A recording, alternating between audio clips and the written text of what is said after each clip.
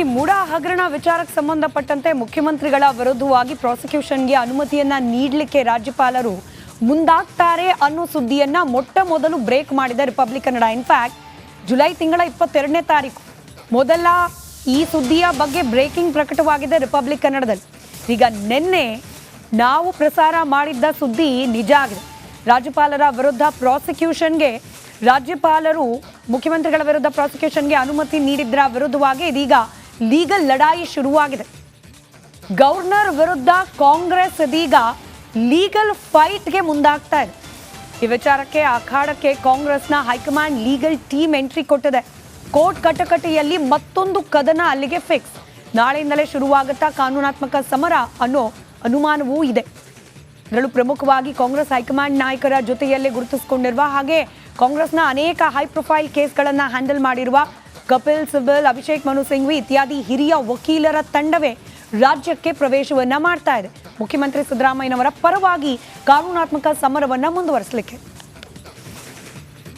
ಈಗಾಗಲೇ ಸಿದ್ದರಾಮಯ್ಯ ವಿರುದ್ಧ ರಾಜ್ಯಪಾಲರು ಪ್ರಾಸಿಕ್ಯೂಷನ್ ಬಾಣ ಬಿಟ್ಟಿದ್ದು ರಾಜ್ಯ ರಾಜಕೀಯದಲ್ಲಿ ಅಲ್ಲೋಲ ಕಲ್ಲೋಲ ಸೃಷ್ಟಿ ಆಗ್ಬಿಟ್ಟಿದೆ. ಕಾನೂನಾತ್ಮಕವಾಗಿ ಹೋರಾಟ ಮಾಡೋದಕ್ಕೆ ಕಾಂಗ್ರೆಸ್ ಸಜ್ಜಾಗಿದೆ. ಯಾವ ರೀತಿ ಒಂದು ವರದಿ ಇದೆ, ಬನ್ನಿ ನೋಡೋಣ.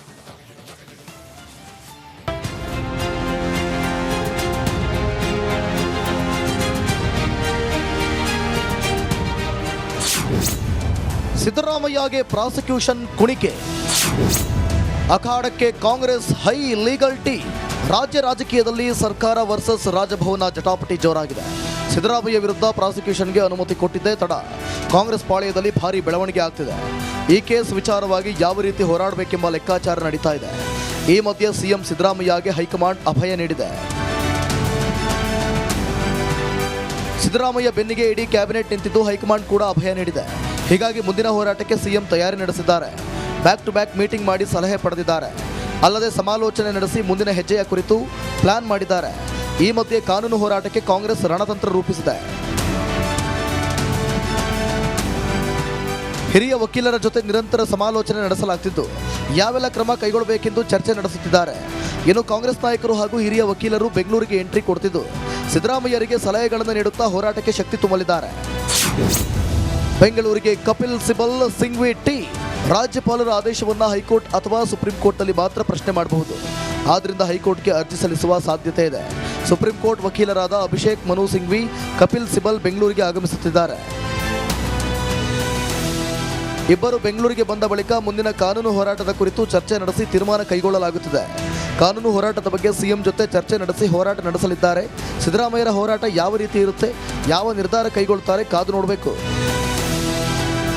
Bureau report, republic Kannada.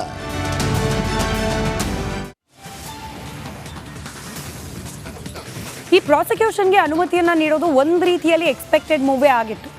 In fact ಟಿ.ಜೆ. Abraham ಅವರು 2ನೇ ಬಾರಿಗೆ ರಾಜ್ಯಪಾಲರನ್ನ ಭೇಟಿಯಾದಾಗ ಬಹಳ ಕಾನ್ಫಿಡೆನ್ಸ್ ಅಲ್ಲಿ ಹೇಳಿದ್ರು, ಇಲ್ಲ ಇವತ್ತೆಲ್ಲ ನಾಳೆ ಪ್ರಾಸಿಕ್ಯೂಷನ್ಗೆ ಅನುಮತಿ ಸಿಗುತ್ತೆ ಅಂತ ಹೇಳಿ ನಿನ್ನೆ ಅದಾಗಿದೆ ಕೂಡ. ಇದೀಗ ಹಾಗಾದ್ರೆ ಮುಖ್ಯಮಂತ್ರಿಗಳ ಮುಂದಿನ ನಡೆ ಏನಾಗಿರುತ್ತೆ ಕುತೂಹಲ ಇದ್ದೇ ಇದೆ.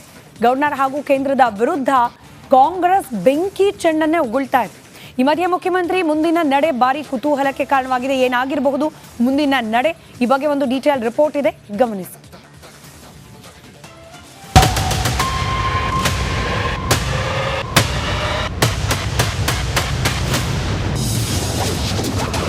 ಟಗರಿಗೆ ರಾಜ್ಯಪಾಲರ ಪ್ರಾಸಿಕ್ಯೂಷನ್ ಡಿಚ್ಚಿ. ಮುಂದಿನ ಹೋರಾಟದ ಕುರಿತು ಸಿಎಂ ಚರ್ಚೆ.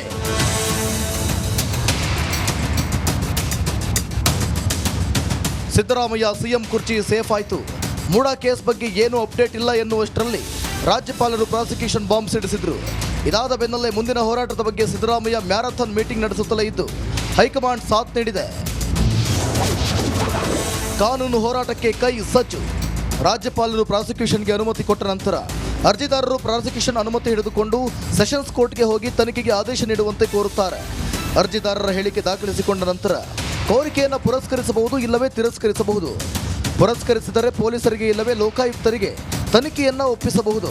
ಬಳಿಕ ಸಿಎಂ ಹೈಕೋರ್ಟ್ನಲ್ಲಿ ಸೆಷನ್ಸ್ ಕೋರ್ಟ್ ಆದೇಶ ಪ್ರಶ್ನಿಸುತ್ತಾರೆ. ಅಲ್ಲಿಯೂ ಪ್ರಾಸಿಕ್ಯೂಷನ್ ಅನುಮತಿ ಪುರಸ್ಕರಿಸಿದರೆ ಪ್ರಕರಣ ಖಂಡಿತ ಸುಪ್ರೀಂಗೆ ಹೋಗಬಹುದು. ಸುಪ್ರೀಂನಲ್ಲೂ ಪ್ರಾಸಿಕ್ಯೂಷನ್ಗೆ ಅನುಮತಿ ಪುರಸ್ಕರಿಸಿದರೆ ಪೊಲೀಸ್ ಇಲ್ಲವೇ ಲೋಕಾಯುಕ್ತದಿಂದ ತನಿಖೆ ಶುರುವಾಗುತ್ತದೆ. 2011ರಲ್ಲಿ ಬಿಎಸ್ವೈ ವಿರುದ್ಧ ಪ್ರಾಸಿಕ್ಯೂಷನ್ಗೆ ನೀಡಲಾಗಿತ್ತು. 10 ತಿಂಗಳುಗಳ ನಂತರ ಆರೋಪ ಪಟ್ಟಿ ಸಲ್ಲಿಸಲಾಗಿತ್ತು. ಅದೇ ರೀತಿ ಸಿದ್ದರಾಮಯ್ಯ ವಿಚಾರದಲ್ಲೂ ಆಗುವ ಸಾಧ್ಯತೆ ಇದೆ. ಪ್ರಾಸಿಕ್ಯೂಷನ್ಗೆ ಗ್ರೀನ್ ಸಿಗ್ನಲ್ ಸಿಕ್ಕ ಬಳಿಕ ಏನೆಲ್ಲ ಮಾಡಬಹುದು ಎಂಬುದರ ಬಗ್ಗೆ ಸಿಎಂ ಚರ್ಚೆ ನಡೆಸುತ್ತಲೇ ಇದ್ದಾರೆ. ಮುಂದಿನ ದಿನಗಳಲ್ಲಿ ಸಿದ್ದರಾಮಯ್ಯ ಯಾವ ಹೆಜ್ಜೆ ಇಡಲಿದ್ದಾರೆ ಅನ್ನೋದು ನೋಡಬೇಕು. Bureau report, republic Kannada. ಸರ್ಕಾರ ಮತ್ತು ವಿಪಕ್ಷದ ನಡುವೆ ಸದ್ಯಕ್ಕೆ ಪ್ರಾಸಿಕ್ಯೂಷನ್ ಫೈಟ್ ಸಿಕ್ಕಾಪಟ್ಟೆ ಜೋರಾಗಿದೆ. ಮುಖ್ಯಮಂತ್ರಿ ಸಿದ್ದರಾಮಯ್ಯ ಅವರ ರಾಜೀನಾಮೆಯನ್ನ ಈಗ ಬಿಜೆಪಿ ಕೇಳ್ತಾ ಇದೆ. ಯಾವುದೇ ನೈತಿಕತೆ ಇಲ್ಲ ಸಿದ್ದರಾಮಯ್ಯ ಅವರಿಗೆ ಮುಖ್ಯಮಂತ್ರಿ ಸ್ಥಾನದಲ್ಲಿ ಮುಂದುವರಿಯೋದಕ್ಕೆ. ವಿಜೇಂದ್ರ ಅವರು ನಿನ್ನೆ ಎಕ್ಸ್ ಖಾತೆಯಲ್ಲಿ ಟ್ವೀಟ್ ಮಾಡಿ ರಾಜೀನಾಮೆಗೆ ಆಗ್ರಹಿಸಿದ್ರು. ಈಗ ಕಾಂಗ್ರೆಸ್ ಕೌಂಟರ್ ಕೊಡೋದಕ್ಕೆ ಮುಂದಾಗ್ತಾ ಇದೆ. ಯಾವ ರೀತಿ ಅಂತಂದ್ರೆ ಬಿಜೆಪಿ ನಾಯಕರ ವಿರುದ್ಧದ ಕೇಸ್ಗಳಿಗೆ ಮರುಜೀವ ನೀಡೋದು, ಆ ಕೇಸ್ಗಳನ್ನ ಓಪನ್ ಮಾಡಿ ಎಲ್ಲ ರೀತಿಯ ತಯಾರಿಯನ್ನ ಮಾಡಿಕೊಳ್ತಾ ಇದೆ ಕಾಂಗ್ರೆಸ್. ಸೊ ಕಾನೂನು ಹೋರಾಟಕ್ಕೆ ಕಾಂಗ್ರೆಸ್ ಲೀಗಲ್ ಟೀಮ್ ಸಜ್ಜಾಗಿದೆ. BS ಯಡಿಯೂರಪ್ಪ, ಸುಧಾಕರ್ ಸೇರಿದಂತೆ ಇನ್ನು ಉಳಿದ ಯಾರೆಲ್ಲ ಬಿಜೆಪಿ ನಾಯಕರ ವಿರುದ್ಧ ಕೇಸ್ಗಳಿದೆಯೋ ಆ ಕೇಸ್ಗಳನ್ನ ಓಪನ್ ಮಾಡೋದಕ್ಕೆ ಈಗ ಕಾಂಗ್ರೆಸ್ ಸಿದ್ಧವಾಗಿದೆ. ಇನ್ಫ್ಯಾಕ್ಟ್ ಮುಖ್ಯಮಂತ್ರಿಗಳ 21 ಹಗರಣಗಳ ಪಟ್ಟಿಯನ್ನ ರಿಲೀಸ್ ಮಾಡಿದ್ರು. ಪತ್ರಿಕಾಗೋಷ್ಠಿಯನ್ನ ನಡೆಸಿ ಬಿಜೆಪಿ ಅವಧಿಯಲ್ಲಾದ 21 ಹಗರಣ, ಇದೆಲ್ಲದರ ಬಗ್ಗೆ ಕೂಡ ನಾವು ತನಿಖೆ ನಡೆಸ್ತೀವಿ ಅಂತೇಳಿ ಈ ಮುಡಾ ಪ್ರಕರಣ ಸೆಷನ್ ನಡೀತಿರೋ ಸಂದರ್ಭದಲ್ಲಿ ಯಾವಾಗ ಜೋರ್ ಗಲಾಟೆ ಕಾರಣವಾಗ್ತಾ ಇತ್ತು, ಬಿಜೆಪಿಯವರೇನು ಹಗರಣ ಮಾಡಿಲ್ವಾ ಅಂತ ಹೇಳಿ ಬರೋಬ್ಬರಿ 21 ಹಗರಣಗಳ ಪಟ್ಟಿಯನ್ನ ನೀಡಿದ್ರು. ಇನ್ಕ್ಲೂಡಿಂಗ್ ಬಿಟ್ಕಾಯಿನ್, PSI ಹಗರಣ, ಹಾಗೆ ಅಸಿಸ್ಟೆಂಟ್ ಪ್ರೊಫೆಸರ್ಗಳ ನೇಮಕಾತಿಯಲ್ಲಾದ ಹಗರಣ ಇತ್ಯಾದಿ, ಕೋವಿಡ್ ಹಗರಣ, ಇದೆಲ್ಲದರ ತನಿಖೆಯನ್ನ ನಡೆಸ್ತೀವಿ ಅಂತ ಹೇಳಿ ಬಹುಶಃ ಇನ್ನು ಮುಂದೆ ಆ ತನಿಖೆಯ ಜಾಡನ್ನ ಹಿಡಿದು ಹೊರಡುವ ಪ್ರಯತ್ನವನ್ನ ಕೈಪಾಳೆಯ ಮಾಡುತ್ತಾ ಕಾದು ನೋಡಬೇಕಾಗಿದೆ. ಇದರ ಜೊತೆಗೆ ಕಾನೂನು ಹೋರಾಟಕ್ಕೆ ಕಾಂಗ್ರೆಸ್ನ ಲೀಗಲ್ ಟೀಮ್ ಕೂಡ ಸಜ್ಜಾಗ್ತಾ ಇದೆಯಂತೆ. BS ಯಡಿಯೂರಪ್ಪನವರು, ಸುಧಾಕರ್, ವಿಜೇಂದ್ರ, ಅಶೋಕ್, ಕುಮಾರಸ್ವಾಮಿ, ಅಶ್ವಥ್ ನಾರಾಯಣ್, ಹಿಂಗೆ ಸಾಲು ಬಿಜೆಪಿ ನಾಯಕರು. ಅಂದ್ರೆ ಯಾರು ಕೂಡ ಇವಾಗ ಮುಖ್ಯಮಂತ್ರಿಗಳ ವಿರುದ್ಧವಾಗಿ ಗಟ್ಟಿ ಧ್ವನಿಯಲ್ಲಿ ಮಾತನಾಡಬಾರ್ದು. ಕುಮಾರಸ್ವಾಮಿ ಅವರ ವಿರುದ್ಧ ಒಂದು ಪ್ರಾಸಿಕ್ಯೂಷನ್ ಬಾಕಿ ಇದೆ ಅನ್ನೋದನ್ನ ಹೇಳ್ತಾರೆ. ಹೌದು, ಅದನ್ನ ಬಹಳ ಅಂದ್ರೆ ಸೋಷಿಯಲ್ ಮೀಡಿಯಾದಲ್ಲಂತೂ ಎಲ್ಲಾ ಕಡೆ ಅದರ ಡಾಕ್ಯುಮೆಂಟ್ಗಳನ್ನ ರಿಲೀಸ್ ಮಾಡಿ ಇದನ್ನ ಯಾಕೆ ನೀವು ಪ್ರಶ್ನೆ ಮಾಡ್ತಿಲ್ಲ, ಇದನ್ನ ಯಾಕೆ ನೀವು ತನಿಖೆಗೆ ಒಳಪಡಿಸಲಿಲ್ಲ ಅಂತ ಹೇಳಿ ಡೈರೆಕ್ಟ್ ಆಗಿ ರಾಜ್ಯಪಾಲರ ವಿರುದ್ಧವಾಗೇನೆ ಆಕ್ರೋಶವನ್ನ ವ್ಯಕ್ತಪಡಿಸ್ತಿರೋದನ್ನ ನಾವು ಗಮನಿಸ್ತಿದ್ವಿ. ಹೀಗೆ ಸಾಲು ಬಿಜೆಪಿ ಹಾಗೆ JDS ನಾಯಕರ ವಿರುದ್ಧ ನಾಳೆಯಿಂದ ಅಂದ್ರೆ ಸೋಮವಾರದಿಂದ ಹಳೆ ಕೇಸ್ಗಳಿಗೆ ವೇಗ ಸಿಗುತ್ತಾ ಅನ್ನೋ ಸದ್ಯಕ್ಕೆ ಇರುವ ಕುತೂಹಲ. ಬಿಜೆಪಿ ನಾಯಕರ ಮೇಲಿರುವ ಗಂಭೀರ ಕೇಸ್ಗಳು ಯಾವ್ದ್ಯಾವ್ದು ಅನ್ನೋದ್ರ ಒಂದಷ್ಟು ಪಟ್ಟಿ ಇದೆ, ಗಮನಿಸ್ತಾ ಹೋಗೋಣ. ಕಾಂಗ್ರೆಸ್ ಯಾವ ರೀತಿಯಾಗಿ ಲೀಗಲ್ ವಾರ್ ನಡೆಸಲಿಕ್ಕೆ ಮುಂದಾಗ್ತಿದೆ ಅಂತ ಹೇಳಿ. ಯಡಿಯೂರಪ್ಪನವರ ವಿರುದ್ಧ ಕೇಳೋಕ್ ಸಿಕ್ಕ ಪೋಕ್ಸೋ ಕೇಸ್, ಅದು ಒಂದ್ ಹಂತಕ್ಕೆ ಕೇಸ್ ದಾಖಲಾದಾಗ ಬಹಳ ಸೈಲೆಂಟು. ಕಾಂಗ್ರೆಸ್ನವ್ರನ್ನ ಯಾರನ್ನ ಹೋಗಿ ಕೇಳಿದ್ರು ಕೂಡ ರಿಯಾಕ್ಟೇ ಮಾಡ್ತಿರ್ಲಿಲ್ಲ. ಅಂದ್ರೆ ಇಂಥ ವಯಸ್ಸಿನಲ್ಲಿ ಇಂಥ ಕೇಸ್ ಎಲ್ಲ ಬೇಕಾ ಅನ್ನೋ ರೀತಿಯ ಒಂದ್ ರೀತಿಯ ಮಾರಲ್ ಪ್ರಶ್ನೆ ಅದೊಂಥರ. ಹಾಗಾಗಿ ಕಾಂಗ್ರೆಸ್ನವರು ರಿಯಾಕ್ಟೇ ಮಾಡಿರಲಿಲ್ಲ. ಆದ್ರೆ ಈಗ ಯಾವಾಗ ಸಿದ್ದರಾಮಯ್ಯನವರ ವಿರುದ್ಧ ಪ್ರಾಸಿಕ್ಯೂಷನ್ಗೆ ಅನುಮತಿ ಸಿಗುತ್ತೆ ಅನ್ನೋದು ಖಾತ್ರಿ ಆಗ್ತಾ ಬಂತು. ಇನ್ಫ್ಯಾಕ್ಟ್ ಸಿದ್ದರಾಮಯ್ಯ